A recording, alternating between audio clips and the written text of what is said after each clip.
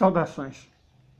Nós estamos preparando esse vídeo para que você possa, à noite, na nossa live, às 21 horas, debater com a gente, sem a necessidade de ver a coisa pela primeira vez, já tendo alguma ideia sobre o que nós vamos falar. Ontem nós publicamos um vídeo no qual falávamos sobre não que as Forças Armadas são desnecessárias, mas que elas são mais do que inúteis, elas são prejudiciais ao nosso povo e à nossa democracia. Historicamente, as Forças Armadas brasileiras, elas serviram como instrumento de opressão, certo? As revoluções que aconteceram no início do século XIX, mandato do então Imperador Pedro I, início do Imperador Pedro II, foram o embrião do nosso exército.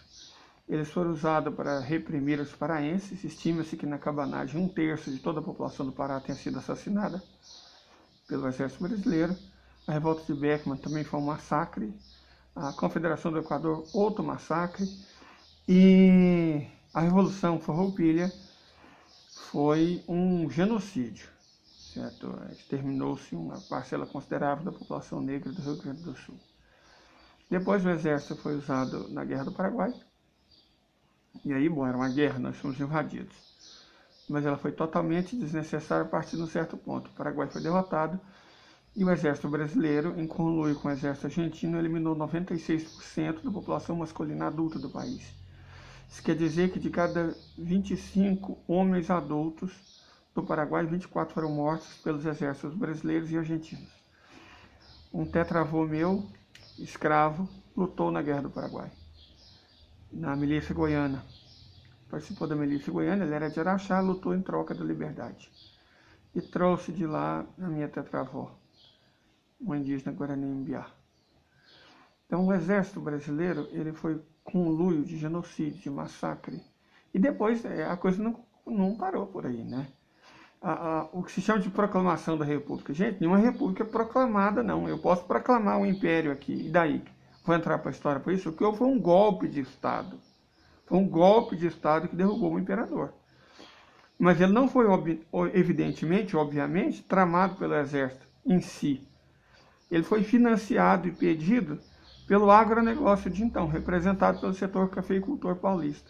Então, essa simbiose entre agronegócio e exército existe há muito tempo, certo? É a vanguarda do nosso atraso. A vanguarda do nosso atraso é essa simbiose entre exército, as Forças Armadas e o agronegócio. O objetivo, vejam só, gente, que absurdo. Os fazendeiros ficaram nervosos, ficaram bravinhos, porque quando terminou a escravidão, o último país do mundo ocidental a acabar com a escravidão, em 1888, eles não foram indenizados. Vocês conseguem entender o absurdo disso? Quando a escravidão terminou nos Estados Unidos, duas opções foram dadas aos escravizados, evidentemente. Eles eram as vítimas. Opção número 1, voltar para a África. Foi nesse contexto que se criou um país chamado Libéria. Opção número 2, eles ficavam com 90% da propriedade rateada entre os ex-escravos. Então, quem foi indenizado foram os seres humanos escravizados, o que é óbvio. Os seres humanos escravizados foram indenizados. E isso numa nação capitalista, que são os Estados Unidos da América. Certo? Eles tiveram acesso à terra que eles trabalhavam como escravos, ou a opção de voltar para a África. Nenhuma dessas duas opções foi dada no Brasil. Pelo contrário, a escravidão terminou formalmente em 1888, mas em 1850 ela já estava sendo preparada. A lei de terras.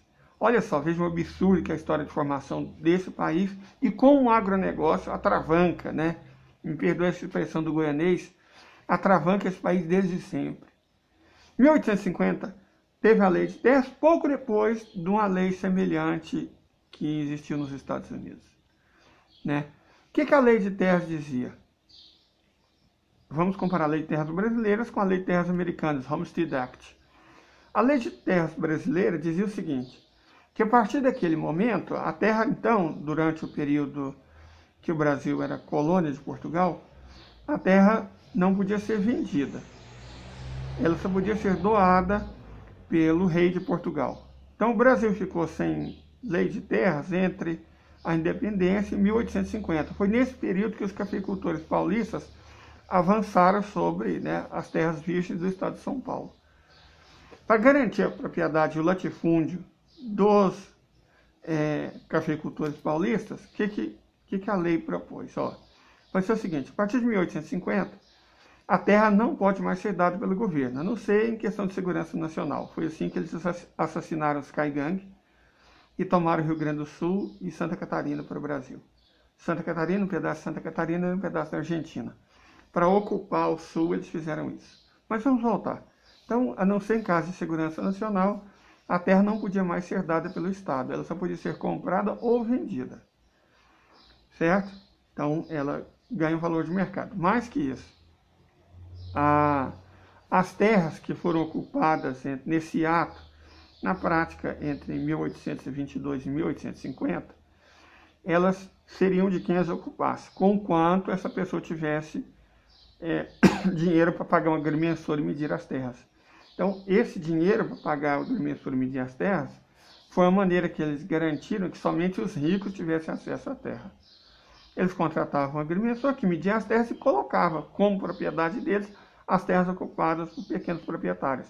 Então, essa foi a primeira reforma agrária brasileira. Ela pegou dos pobres e de quem tem pouco e deu aos ricos e quem tem muito. Ela foi concentradora de terra. Vamos ver o que os Estados Unidos da América fizeram. A Homestead Act dizia o seguinte: qualquer pessoa de qualquer lugar do mundo que estivesse nos Estados Unidos e tivesse condições de cultivar a terra, ou seja, tivesse um arado, tivesse uma junta de bois e um cavalo, poderia cultivar um pedaço de terra que ocupasse. Então, que desse conta de trabalhar, evidentemente. Não podia ocupar um pedaço de terra maior do que aquele que dava conta de trabalhar. Então, foi assim que os Estados Unidos atraíram 70 milhões de imigrantes entre 1850 e o começo do século XX. Foi assim que, através dos europeus, eles conseguiram expulsar e assassinar os índios, em sua maior parte, né, que existiam nos Estados Unidos, e passar essa terra para a propriedade privada de europeus. Mas a questão aqui, depois a gente discute essa questão do genocídio, que é outra coisa terrível. Mas a questão aqui é que a propriedade nos Estados Unidos nasceu pequena, certo? A Homestead Act foi efetivamente uma reforma agrária. Ela garante que o latifúndio não vai existir nos Estados Unidos por mais de um século.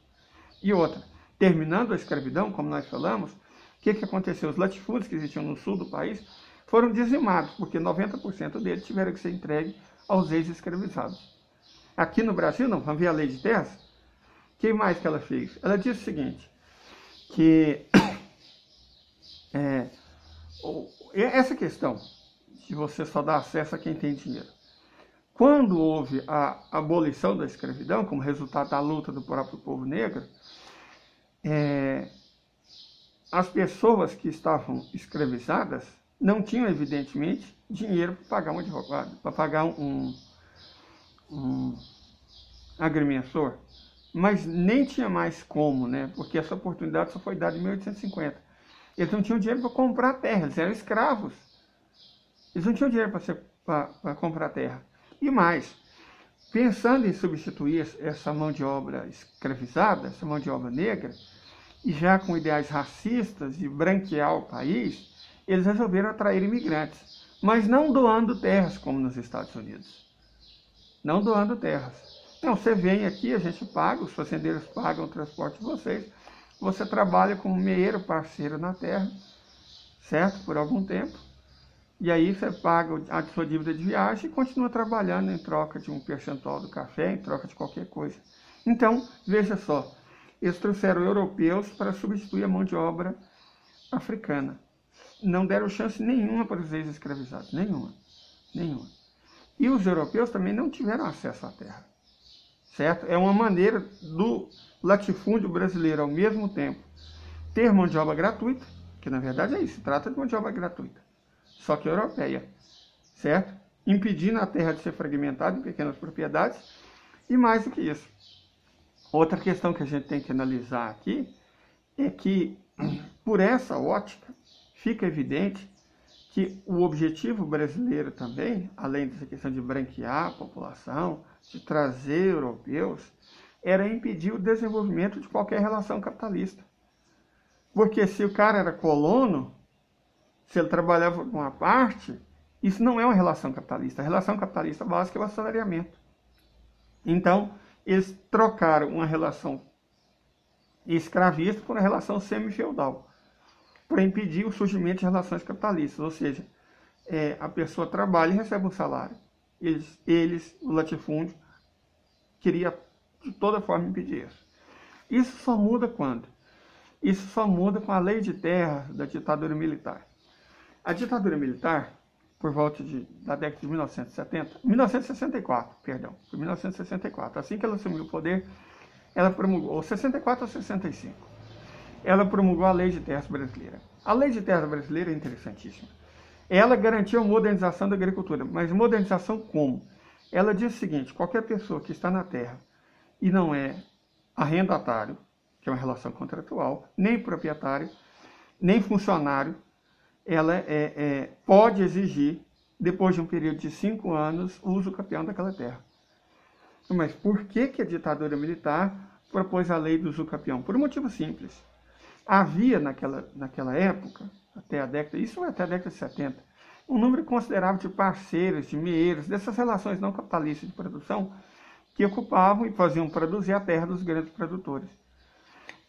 A ditadura militar queria modernizar a agricultura, ou seja, transformar todas essas pessoas em funcionários ou arrendatários. Mas a grande maioria não tinha competência técnica. Então, qual era o objetivo real? Expulsar essas pessoas para a cidade, para que uma vez na cidade eles se tornassem mão de obra muito barata da industrialização brasileira, mais ou menos como eles fizeram na Inglaterra, com o sistema de enclosures. Isso, a partir do momento que a terra era fechada, cercada, o enclosure, as pessoas que não eram úteis eram expulsas para a cidade, que chegavam lá miseráveis e tinham que aceitar qualquer trabalho. A mesma coisa valeu para o Brasil. Não foi esse o período de surgimento das favelas. As favelas surgiram depois de uma ação do Exército Brasileiro para destruir Canudos. Certo? Aos soldados foi prometido lotes e esses lotes nunca foi dado. Então eles ocuparam a primeira favela. Perfeito? Então, veja, o Exército Brasileiro, mais uma vez, contestado, Canudos, no século XX, já estava oprimindo e massacrando a população brasileira. E dando golpes em cima de golpes, para garantir a elite brasileira e contra os interesses da maior parte da população. Certo? Mas voltando ao caso, a Lei de Terras Brasileiras, então, além disso, você expulsa muitas pessoas do campo para a cidade, é a urbanização, a industrialização baseada em mão de obra muito barata, certo? Foi aí que as favelas começaram a crescer, que as cidades brasileiras começaram a crescer, que a urbanização teve um grande salto. Foi aí que o campo se modernizou. Modernizou, sim, no sentido econômico. Porque aquele tanto de parceiro, de meeiro, foram substituídos por arrendatário ou, mais comumente, por funcionário. A fazenda brasileira, o latifúndio brasileiro se torna capitalista e agrário exportador, certo? Não mudou. A propriedade rural brasileira do latifúndio nunca se preocupou em produzir comida. Não produziu comida no ciclo da cana-de-açúcar, as pessoas passavam fome. Não produzia comida no ciclo do café, as pessoas passavam fome. Não produz comida no ciclo da soja e do milho. Certo? O grande latifúndio produz ração, ingrediente para ração para alimentar porco na China, commodities, certo? Commodities agrícolas exportáveis. Na verdade, a coisa piorou muito, porque na ditadura militar, pelo menos havia, e antes, nos governos João Goulart, governo JK, governo Getúlio Vargas, pelo menos havia um processo e um projeto de industrialização. Quando os neoliberais assumem, nem isso, certo? Fernando Henrique Cardoso, através da Lei Candir, fez o quê? Fernando Henrique Cardoso, com a Lei Candir, ele garante que, ele garante que as matérias-primas produzidas no Brasil, seja pela agricultura, seja pela mineração, não fossem industrializadas no Brasil, não gerassem emprego no Brasil, não gerassem renda no Brasil, não pagassem impostos no Brasil, para financiar a saúde, a educação, a moradia, não. Ele garantiu que as nossas matérias-primas seriam exportadas para outros países, do jeito que estavam, para gerar renda, desenvolvimento, ciência, tecnologia, empreendedorismo e imposto em outros países. Esse é o nível de entreguismo. Lembrando, Fernando Henrique Cardoso faz parte dessa cultura militar e ruralista. Ele é um fazendeiro de Minas Gerais, certo? Tem uma fazenda no latifúndio de Minas Gerais, e é neto de um general da cidade de Goiás, certo? A família dele é de origem goiana, de militares. Então ele representa o caldo dessa cultura. Essa conversinha, ele foi um perseguido político. Fundação Ford, Teoria Brasil da Dependência. A teoria dele é a teoria da dependência. Procure no Google. O estilo de escrever dele é rançoso e horroroso, mas a teoria dele é que o Brasil se desenvolveria dependendo dos Estados Unidos. Ele praticou isso quando foi presidente 2 vezes. Certo? Então, o que eu quero dizer aqui claramente é que o campo brasileiro, o agronegócio, sempre foi a vanguarda do atraso. E sempre esteve mancomunado com as Forças Armadas Brasileiras, que é o braço armado, fora os jagunços, né, dessa vanguarda do atraso. Agora eu quero mostrar para vocês um videozinho para vocês verem que pode ser diferente. Ok? Esse vídeo vai mostrar o quê? Crianças no ensino médio, adolescentes, né, no ensino médio do Vietnã, sendo instruídas na arte de montar uma Kalashnikov. Por quê? Porque os vietnamitas entendem que o povo deve ser soberano, deve ser capaz de se defender. Quando o Vietnã entrou em guerra com os Estados Unidos, o exército do Vietnã estava do lado dos Estados Unidos. O povo lutou não só contra os Estados Unidos, mas contra o exército do Vietnã do Sul. O exército, repito, estava do lado dos Estados Unidos. Então, praticamente todo país do mundo é assim. Não mais agora no Vietnã.